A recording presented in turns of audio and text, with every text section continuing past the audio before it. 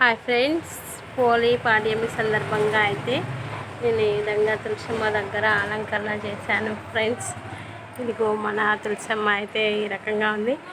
ఇంతకుముందు అయితే అరటి డొప్పలో గుండెత్తులతో వెలిగించేదాన్ని, కానీ కొంచెం ఇది చేయాలా వద్దా, హెల్త్ కరెక్ట్గా లేదని ఎలా అని ఆలోచిస్తున్నాను.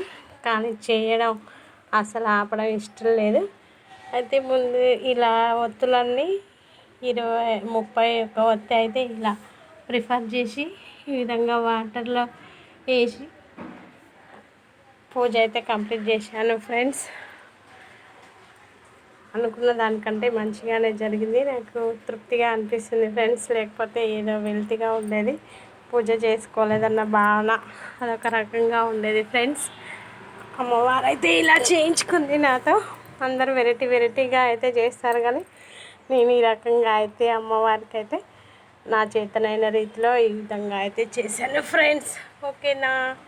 నా పూజ ఎలా ఉంది, బాగుందా? ఒక లైక్ అయితే ఇచ్చేయండి friends. Bye, thank you. Please subscribe my channel. దీపాలకు దండం పెట్టుకోండి ఫ్రెండ్స్. కోరికలు చెప్పుకోండి, అమ్మవారు తీర్చేస్తుంది ఖచ్చితంగా. సర్వే జనా సుఖినో భవంతు.